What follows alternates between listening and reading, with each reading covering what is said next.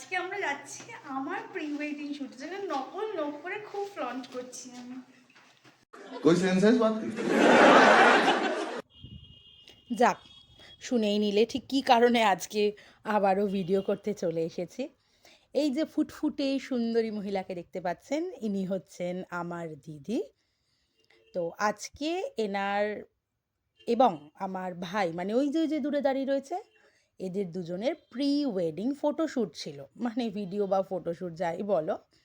তো শ্যুট ছিল বলে তারা দুজনেই নাছোড়বান্ধা আমাকে নিয়ে যাবে, আমাকে এবং তার ভাইকে, তাদের ভাইকে।